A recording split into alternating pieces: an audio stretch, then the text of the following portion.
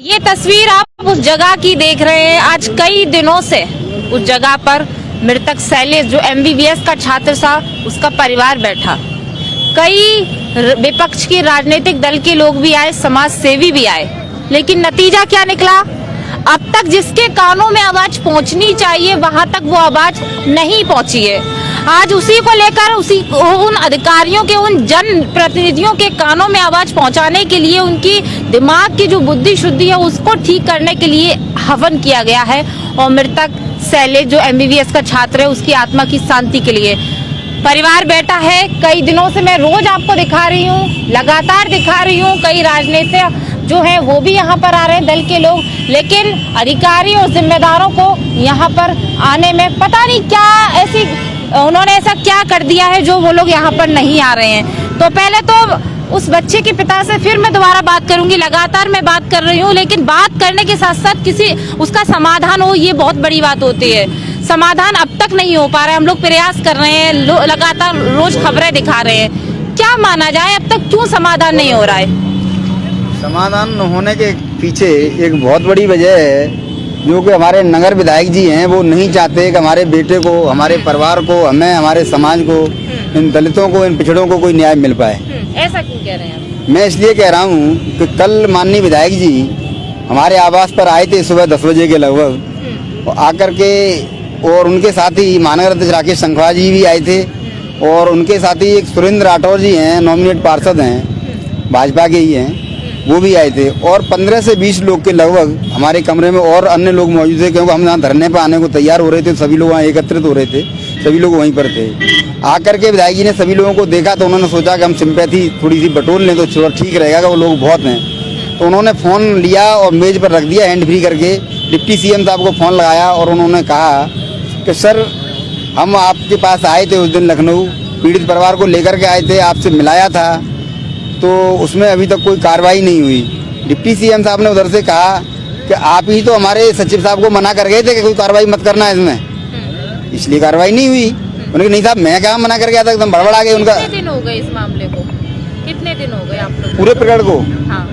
पूरे प्रकरण को तो 3 तारीख का प्रकरण है, आज 21 दिन हो गए। जिले में बैठे अधिकारी क्यों नहीं सुन रहे हैं? अब पता नहीं, तो वो विधायक जी का ही प्रेशर है कहीं न कहीं। जब विधायक जी सचिव लेवल पे प्रेशर बना सकते हैं तो जिला तो बहुत छोटी चीज है।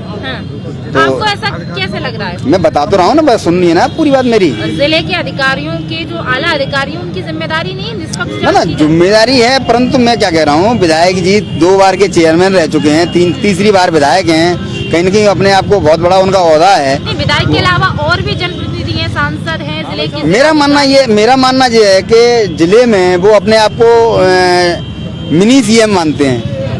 जिले में उनके अलावा मेरे हिसाब से तो किसी प्रतिनिधि की चल नहीं पा रही है जो कि कोई कार्रवाई हो पाए। सांसद से मिले आप? जी, सांसद जी हमारे घर पर आए थे, स्टार्टिंग में ही आए थे, वो कह के अपने चले गए, पर उसके अलावा कभी बात नहीं हुई, कोई बात नहीं। जिले के जिम्मेदार अधिकारियों का कोई काम नहीं है, वो कार्रवाई ना, वो हमको केवल टहलाने का काम कर रहे हैं, कोई कार्रवाई नहीं कर रहे। कितने दिन से यहाँ बैठे, आए अधिकारी मिलने? ना, कोई नहीं आया, 5 दिन हो गए बैठे बैठे मुझे। तो मेरी आप पूरी बात सुनिए। जो मैं बता रहा हूँ ना कि वहाँ से डिप्टी CM साहब ने ये कहा कि आप अगर कार्रवाई कराना चाहते हैं तो एक बार हमारे सचिव से बात कर लो ना। आप यहाँ पर मना कर गए, इसीलिए तो कार्रवाई नहीं हो पाई है। अगर आप मना नहीं कर जाते तो अब तक कार्रवाई हो जाती। तो ये बात उन्होंने कही। तो मेरा मानना ये है कि डिप्टी CM साहब ने ये बात कही तो वो तो झूठ बोलेंगे नहीं, क्योंकि डिप्टी CM साहब हैं, बहुत बड़ी चीज़ है और सबके सामने कहा है।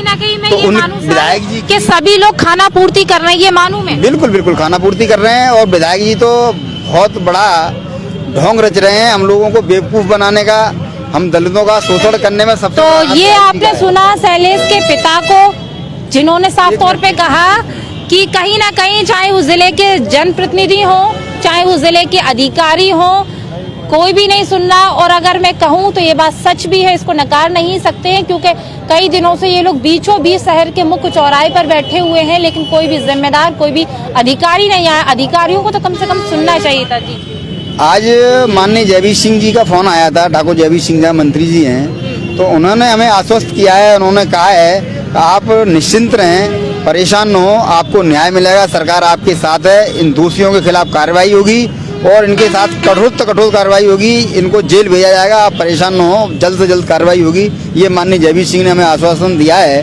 तो हम उनको भी देखते हैं, हमने सबको देखा है तो उनको भी देखते हैं एक दो दिन। तो हालांकि पर्यटन मंत्री का आश्वासन आया, अब आश्वासन कितना जो है वो सच रहेगा ये आने वाला समय बताएगा।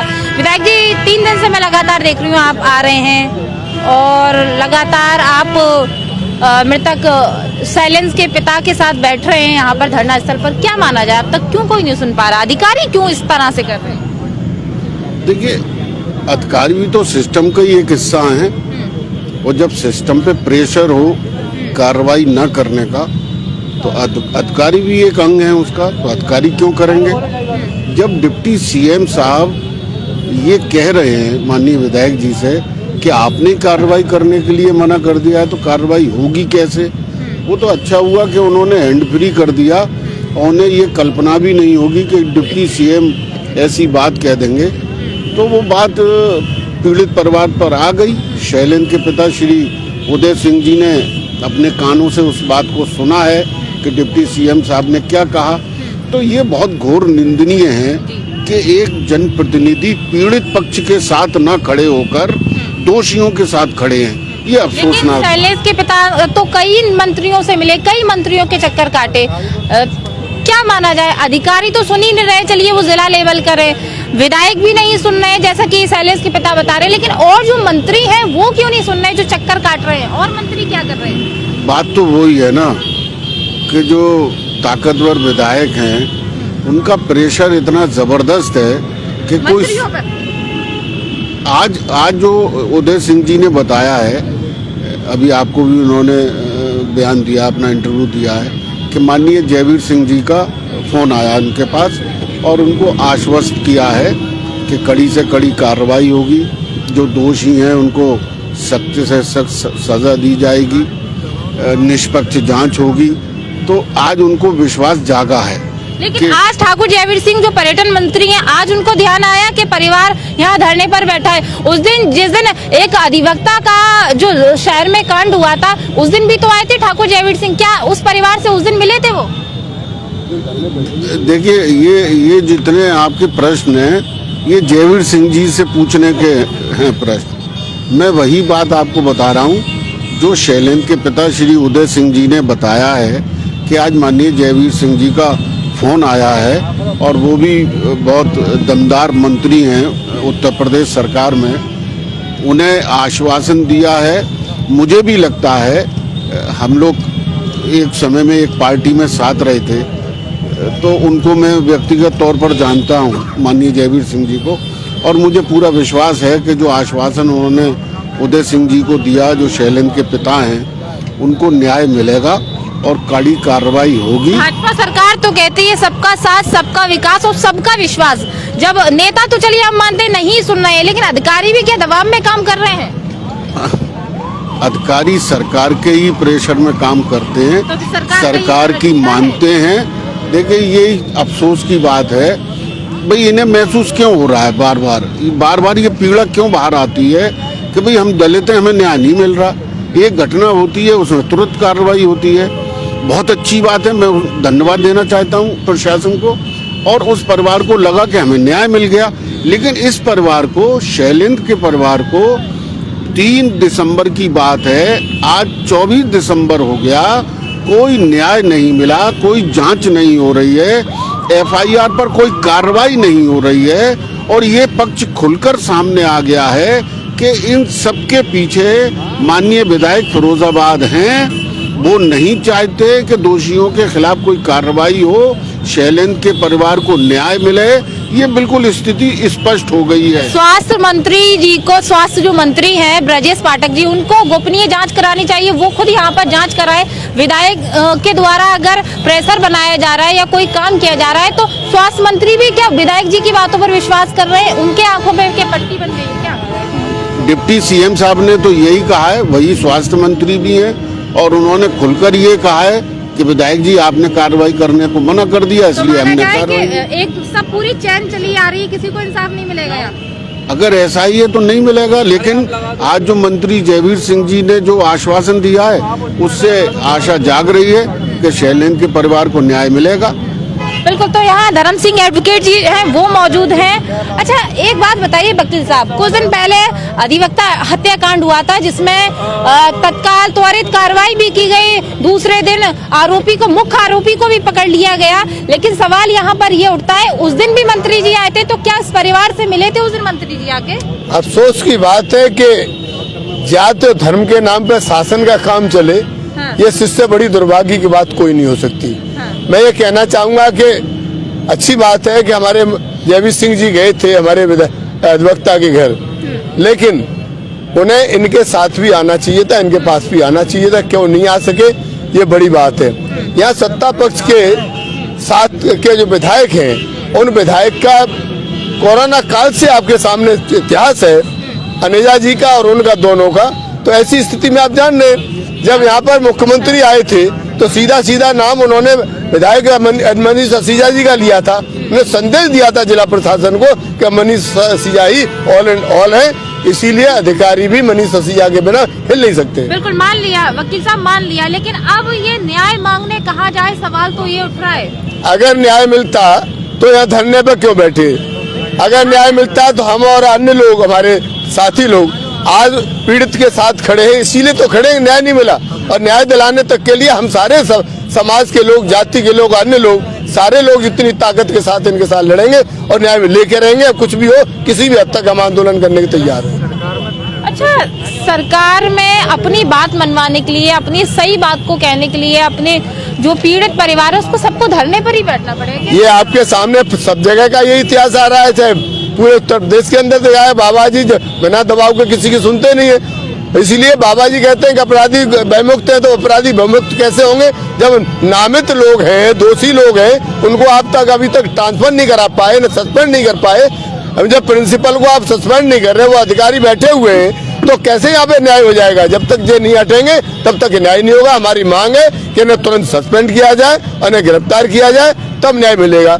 अच्छा विधायक जी, एक सवाल मेरा आखिरी, चूंकि मैंने इस मामले में लगातार राजनीतिक भी टूल पकड़ ली है, तो मेरा सवाल ये है, मैंने जब नगर विधायक से पक्ष जानने की कोशिश की तो उनका ये सवाल था कि अगर हम सपोर्ट में नहीं है तो हम मुआवजे की बात नहीं करते। हमने तो तत्काल मुआवजा भी दिया और हम पूरी तरह से सपोर्ट में है। इस पर क्या कहेंगे? नहीं, बात करना एक अलग बात है, नतीजा क्या निकला? शून्य। अगर नतीजा अच्छा निकलता तो उदय सिंह जी धरने पर क्यों बैठते? हाँ। बहुत अच्छी बात है, वो मांग कर रहे हैं, लेकिन उनके मतलब एक सिंपैथी लेने के लिए उन्होंने हैंड फ्री कर दिया अपने फोन को। डिप्टी सीएम साहब ने उनकी पोल खोल दी कि आप कार्रवाई के लिए मना कर दिया है। सवाल ये है कि न्याय अभी तक मिला नहीं है। अगर वो मुआवजे की मांग कर रहे हैं तो मुआवजा मिला नहीं है, सरकारी नौकरी परिवार को मिली नहीं है, दोषियों के खिलाफ कोई कार्रवाई नहीं हुई है। विधायक के अलावा, अधिकारियों के अलावा भी मुख्यमंत्री, जो देश के मुख्यमंत्री न्याय के लिए जाने जाते हैं, योगी जी, उनके पास जाना चाहिए था ना? बिल्कुल जाना चाहिए, बिल्कुल न्याय मिलना चाहिए। आप सोचिए तो एक नौजवान जो भविष्य का डॉक्टर था वो खत्म हो गया, देश की सेवा करता, समाज की सेवा करता, और उनका तो सीधा सीधा आरोप यह है शैलेंद्र के पिताजी का कि आत्महत्या नहीं, वो हत्या है, उसकी हत्या की गई है। तो वो न्याय के लिए बैठे हुए हैं। मेरा अनुरोध सिर्फ ये है कि शासन हो या प्रशासन हो या माननीय विधायक जी हो, सिर्फ कहें नहीं बल्कि न्याय दिलवाएं। न्याय होता हुआ दिखना चाहिए।